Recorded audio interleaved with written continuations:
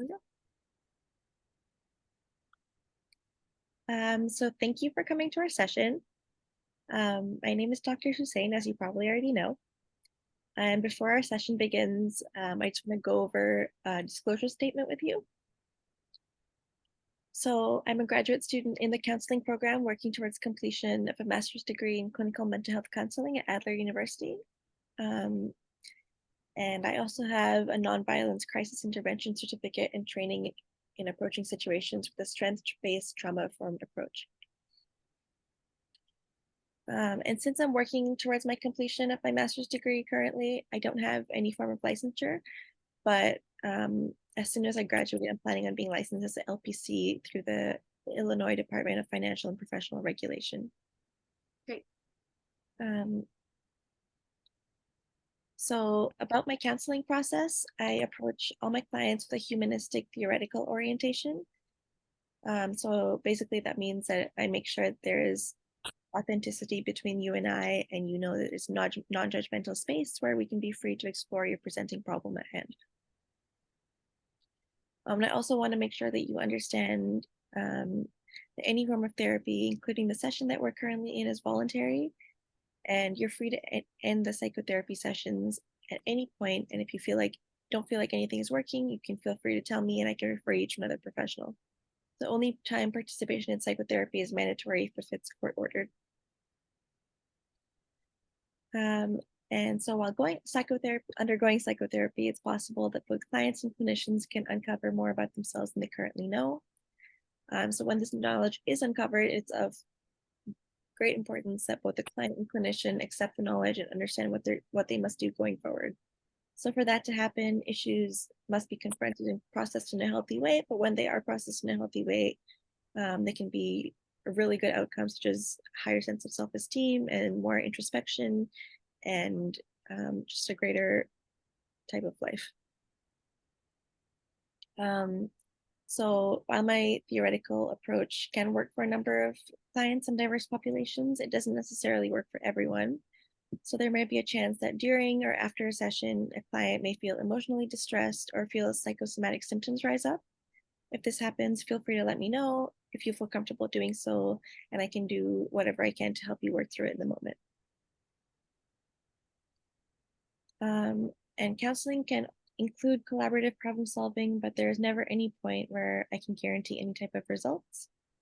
Results may vary from person to person, and it works differently for each individual. But that being said, putting in the work and seeing the results can be quite fulfilling. So the length of the counseling period will usually be determined between you and I, and depending on how therapy progresses, can be extended or ended early. I know sometimes counseling sessions can be billed out to a third party, such as insurance. So in that case, there can sometimes be limitations on how many sessions an individual can have, which varies from place to place. And so if that is the case, then we'll do our best to work within the allotted time frame. And there are also sometimes times where I might give you a diagnosis, depending on the situation and the problem. The diagnosis would be from the DSM-5, which is the Diagnostic and Statistical Manual of Mental Disorders. And so diagnosis can help with items like helping a client understand their symptoms better and helping with insurance coverage as well. And so if there's ever a time where I have to interrupt therapy, personally, if there's like an emergency, such as a medical or family emergency, our session would be rescheduled to a later date with no fee. And in the case that I go on vacation or go to a conference out of town, then with your consent, I would leave a copy of my notes in your file with a pre-chosen colleague, which I would let you know about, and they would take over until I'm back. Is that okay? Yeah. Okay, perfect. And so emergencies can happen and life happens. So if you happen to have an emergency, then you can just let me know as soon as you can, and we can cancel the session and reschedule at no cost. But if there happens to be like a lateness, usually I can give my clients up to 10 to 15 minutes for them to show up because life happens. But past that, I have to charge the session fee. And if you need to cancel, there's a 24-hour notice that you need to give. Otherwise, if you cancel within the 24-hour notice, there is the session fee that needs to be charged as well. So our sessions usually last from about 45 to 60 minutes. And when we're out of session, I'm always reachable through my office number or email if you have a question. And I would like to emphasize that I do my best to be multiculturally competent and keep an open mind about each client I face. I like to use a beginner's mind and use curiosity to create a non-judgmental space for each of my clients. So your rights as a client means that you get the utmost confidentiality and privilege. So everything that happens between us is confidential. And any notes that are taken by me, as well as any audio or visual recordings during the sessions, are confidential. They're not disclosed to anyone without your consent. But that also being said, there are a couple exceptions to confidentiality. And I do have a duty to warn. And so that was for a couple instances. And so if it was harm to yourself, and obviously I'm not going to say as soon as you mention something that's a little bit alarming, I'm not going to instantly have to warn someone. We can go through it, we can talk about it. Because I think depressive thoughts happen to everybody and it's normal to feel like that.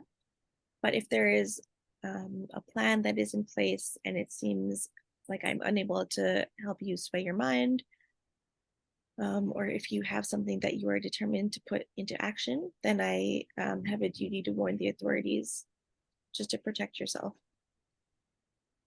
And so I also have a duty to warn in case there's harm to others, in case that you mention homicidal ideation or intent, or again, if there is a plan in place to harm someone else, to both protect you and the other people involved, I would have to let the authorities know.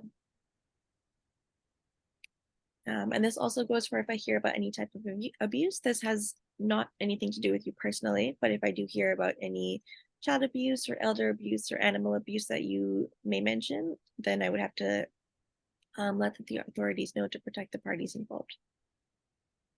And there is an exemption to confidentiality when it comes to insurance, but that's just for billing purposes because insurance companies can reach out to a practice to consolidate the information they've been given and they'll ask for proof that sessions are happening. But in that case, all I would do would be giving them a short overview of the session length, a very minimal summary of the problem at hand, and maybe how many sessions that we've had together.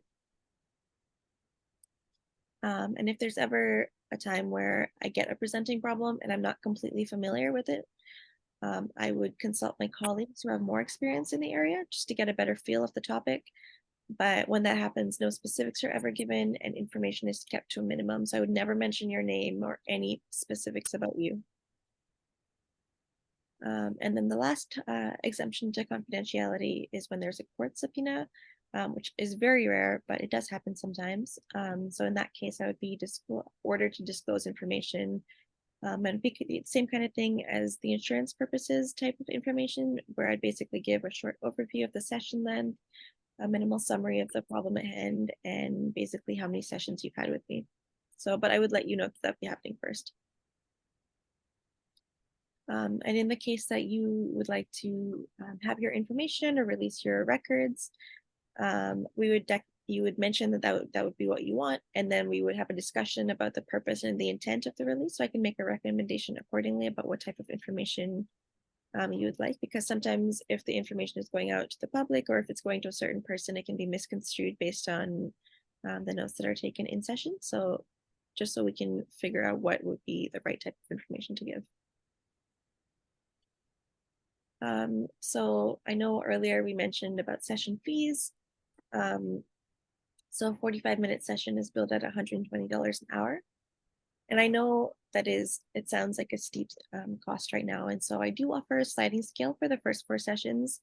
And the sliding scale is available for students, elders, and survivors of violence. And the fees are payable at each session, at the end of each session. And so the client is financially responsible for each session, whether that's putting it through towards third-party billing or paying upfront at the end of the session. And both counseling and financial records are usually kept up to a duration of 7 years, after which point all records will be destroyed. And if you have a complaint about me or a dispute about me, you can, if you feel comfortable, you can bring it up with me. Or if you don't feel comfortable, um, you can file a complaint with the licensing board. And their number and email is on the form that I sent you.